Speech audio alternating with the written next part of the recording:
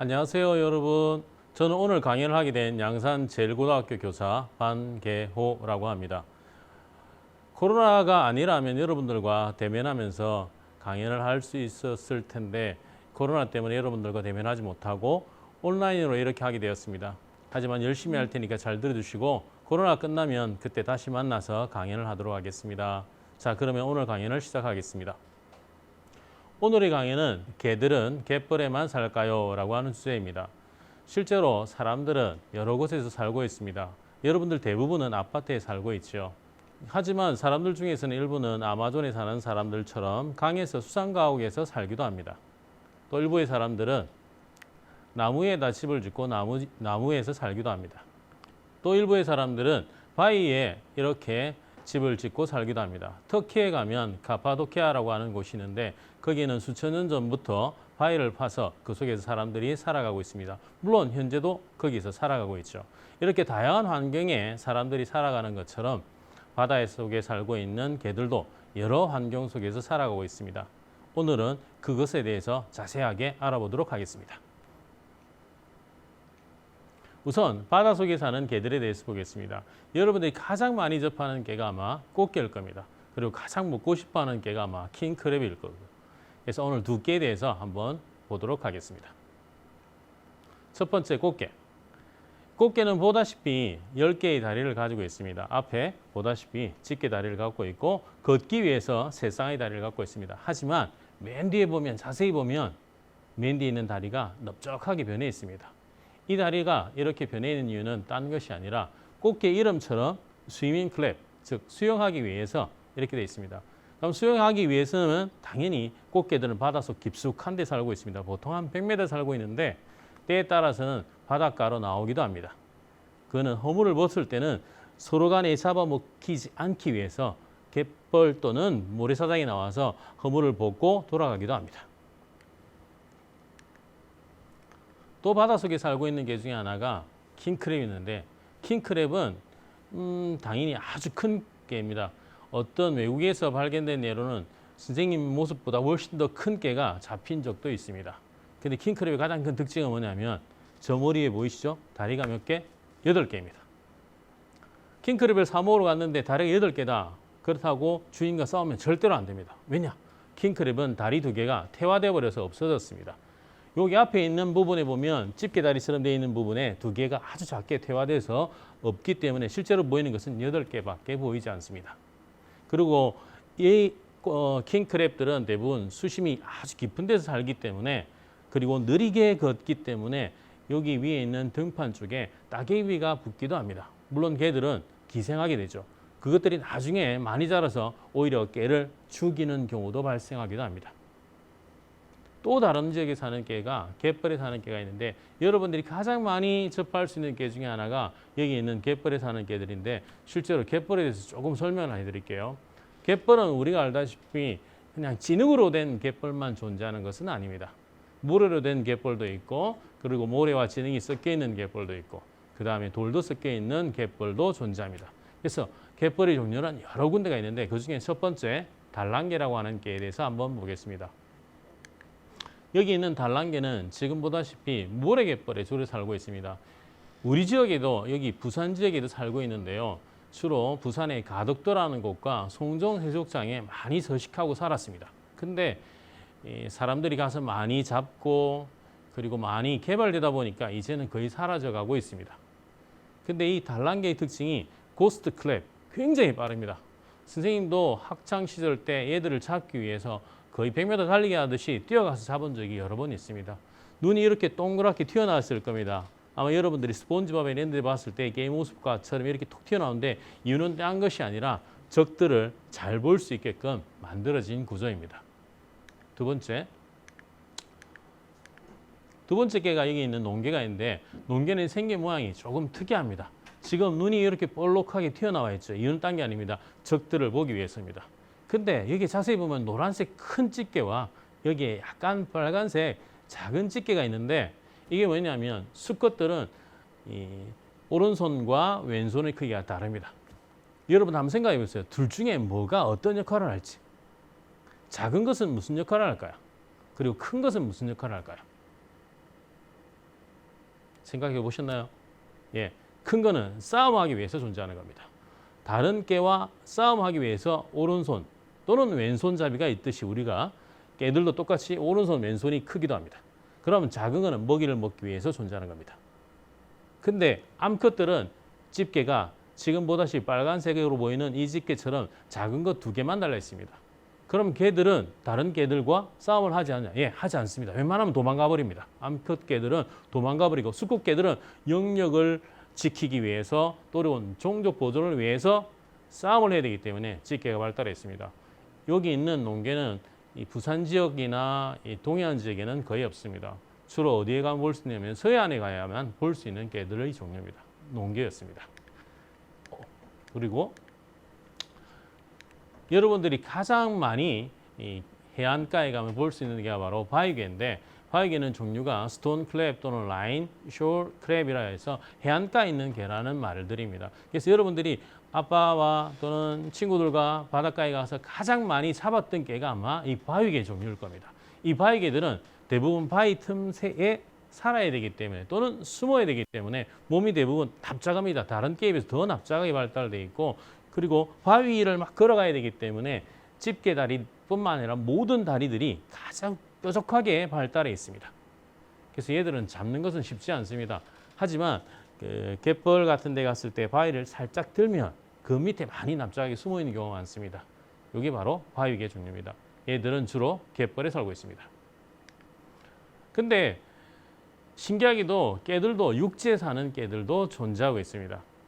여기 보이는 말똥개와 가지개라고 하는 종류가 있는데 육지화된 개들의 가장 큰 특징은 딱딱합니다.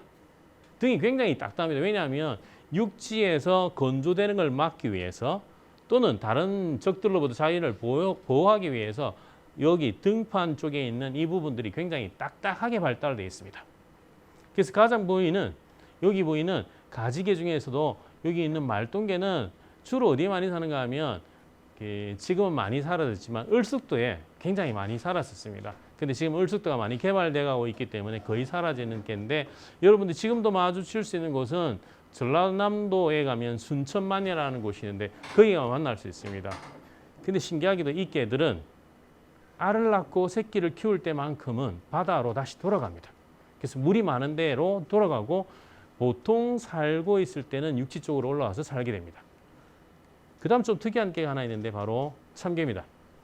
아마 홍수 때문에 또는 이번 장마 때문에 여러분들이 아마 TV에서 한 번쯤은 봤던 개일 겁니다. 한강에서 이 개들이 집단으로 한강변 위로 올라와서 사람들한테 잡히거나 발견됐던 개들이 바로 이 참개입니다. 실제로 많이 멸종되었다고 생각했는데 생각보다 아주 많은 개체들이 살고 있습니다. 왜냐하면 이제 사람들이 관심에서 좀 벗어났기 때문에 잡는 사람들이 줄어드는 겁니다. 자연은 신기하게도 저희들이 손을 대지 않으면 굉장히 빨리 복구하는 능력을 갖고 있습니다. 그래서 보는 것만으로 만족해야지 잡아서 가져오는 것은 금지 안 해줬으면 합니다. 보는 것이 자연을 보호하는 아주 중요한 길이니까요. 그래서 참개들이 요즘 많이 증식했습니다. 옛날에는 불과 한 20년, 30년 전에는 섬진강 주변에서 발견이 많이 됐고 한강 하류 쪽에서만 발견됐는데 지금은 많은 강에서 발견되고 있습니다. 그만큼 자연이 많이 돌아오고 있다라고 생각해 볼 수 있는 개입니다. 참개의 특징, 밑에 보니까 집게 이상 흙 같은 게 붙어 있죠. 이게 흙이 아니라 털입니다. 자기들이 이제 물을 좀 가지고 있고 또는 은신하기 위해서 이런 털 같은 것들을 갖고 있는 모습입니다. 그 다음 우리나라에서는 거의 볼 수 없는, 존재하지 않는 개입니다. 붉은 개라고 해서 크리스마스 섬이라고 하는 곳에서 서식하는 개인데 얘들은 산 쪽 가까운 곳에서 살다가 알을 낳을 때만 바닷가로 이동합니다. 그래서 사람들이 살고 있는 도로, 마을을 지나치기 때문에 굉장히 어떻게 보면 사람들한테 많이 보여졌고 특이한 거라 해서 과학 잡지 또는 유튜브 이런 데서 많이 볼 수 있는 개 중에 하나입니다. 그래서 많은 개체가 죽었습니다. 왜냐하면 찻길을 건너가야 되기 때문에 실제로 차에 의해서 많이 손상이 됐는데 지금은 얘들이 다닐 수 있는 생태 통로를 많이 만들어 나와서 실제로는 그쪽으로 이동했기 때문에 사람들과의 접촉도 피하면서 굉장히 많은 개체들이 번성하고 있는 개 중에 하나가 바로 여기 있는 붉은 개입니다. 그래서 크리스마스 섬이라고 하는 곳에 가면 만날 수 있는 개인데 크기는 여러분들 주먹보다 약간 작지만 먹을 수는 없다라고 얘기합니다. 대부분의 개는 먹을 수 있습니다만은 이 개는 먹을 수 없는 게 아무래도 육지화되어 있기 때문에 안에 있는 부분들이 발달된 게 다른 개들과 달라서 먹지는 않는다고 합니다. 그 다음에 여러분들이 김병만이 나오는 정글의 법칙, 거기에서 가장 많이 봤던 개 중에 하나인 코코넛 크랩입니다. 실제로 이게 집게 종류라고 해가지고 나중에 보이겠지만 그 개들과 유사한 개들입니다. 그래서 다리가 거의 다 퇴화돼 버렸고 아주 일부분만 지금 남아 있는데, 물론 다리는 10개입니다. 근데 퇴화된 다리들은 이 뒤에 있는 4개들은 요 집을 잡기 위해서 발달하게 됩니다. 집을 치고 간다라고 표현하죠. 그래서 앞에 있는 6개만 쓸 수 있는데 대부분 살아갈 때 쓰게 되는데, 여기 있는 큰 집게는 아주 위험합니다. 선생님 손보다 더 크다고 생각해도 됩니다. 지금 여기 있는 이 개도. 그래서 어떻게 보면 사람의 손을 굉장히 손상을 입힐 수 있기 때문에 절대로 다음에 코로나가 끝나고 난 뒤에 해외여행을 가서 얘들을 만났을 때 절대로 손을 대면 안 됩니다. 먼 곳에서 바라보기만 해야지. 어린이 여러분들이나 청소년분들이 잘못 손대다 큰일 날 수 있는 개 중에 하나가 바로 코코넛 크랩입니다. 대부분 크기가 이 정도까지 클 수 있습니다. 굉장히 큰 개들 중에 하나가 이겁니다. 주로 얘들은 나무에 사는데 실제는 나무에만 살지는 않고 그 굴 속에도 살고 있다고 얘기합니다. 이상한 개들이라고 해놨는데 실제로 개들 중에는 우리가 생각하지도 못한 곳에 사는 개들도 있고 생긴 모습이 아주 특이한 개들도 있습니다. 그 중에 하나가 심해저에 살고 있는 개인데, 이 개들은 주로 아주 1000m, 2000m 밑에 있는 바닷속에 그 화산 분출하는 곳이 있습니다. 그런 곳 근처에서 생존할 수 있는 개들도 있다고 합니다. 실제로 이 개들에 대해서는 채집이 힘들기 때문에 연구가 많이 되지 못했지만 지금 잠수성이 많이 개발됨으로 인해서 바다 밑까지 내려가서 얘들에 대한 연구가 점점 증가하고 있다고 합니다. 그래서 아마 언젠가는 얘들 연구함으로 인해 저희들이 해저를 훨씬 더 많이 알 수 있는 계기가 되지 않을까 생각합니다. 왜냐하면 저 얇은 껍질 하나가 1000m, 2000m 밑에 있는 수압을 견딜 수 있는 구조를 갖고 있거든요. 그 말은 곧 우리가 갖고 있는 잠수정을 만드는 기술을, 그 크랩이 갖고 있는 그 원리를 이용할 수만 있다면 굉장히 얇으면서도 튼튼한 껍질로 되어 있는 그런 기구들, 잠수정을 만들 수 있지 않을까. 이 자연으로부터 과학이 발전하는 바로 그것들을 할 수 있을 시대가 아마 오지 않을까라고 생각합니다. 그 다음에 있는 개가 투구개인데, 투구개는 실제로 생긴 모습은 굉장히 옛날 개처럼 생겼습니다. 물론 다리는 10개입니다. 우리 지역에서는 거의 볼 수 없는 개고 실제로는 거의 대부분의 나라에서 먹지는 않습니다. 동남아 일부 국가에서는 먹는다라고 하지만 이 개들은 실제로는 슬픈 이야기를 갖고 있습니다. 인간들의 그 항체를 만들고 의학적인 의료 약품을 만들기 위해서 이 투개들의 체액 성분을 뽑아서 연구에 많이 사용하고 있습니다. 그래서 많이 손상되어 있는데 실제로 얘들에 대한 연구도 좋지만 실제로는 보호해야 될 종이 아닐까. 실제로 과학과 현실과의 부분에서의 약간의 안 좋은 부분이 바로 이런 겁니다.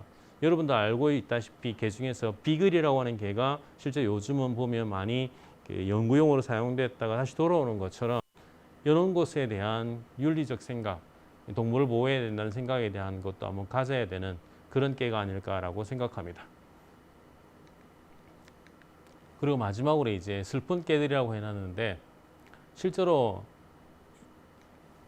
현실입니다. 이게 집개들이 소라 껍질이나 아니면 자연에 존재하는 다른 조개들의 껍질을 이용해서 집을 만들어야 되는데 태풍에 의해서 또는 인간들이 와서 버린 쓰레기 등에 의해서 얘들이 쓸 수 있는 조개 껍질이 많이 파괴되거나 없어지고 쓰레기가 강쪽이나 바닷가로 밀려오다 보니까 이 집개들이 자기들의 집을 우리들이 버린 쓰레기를 활용해서 집을 짓게 됩니다.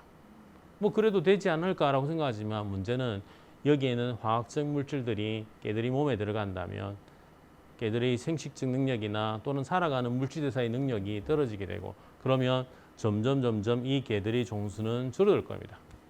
뭐 집게 정도 사라지면 어때? 라고 생각할 수 있지만 얘들이 이 집개들의 개들의 특징은 다른 생물들이 죽은 이런 것들을 먹어치워서 자연을 다시 깨끗하게 만들어주는 역할을 하기 때문에 청소부의 역할을 하거든요.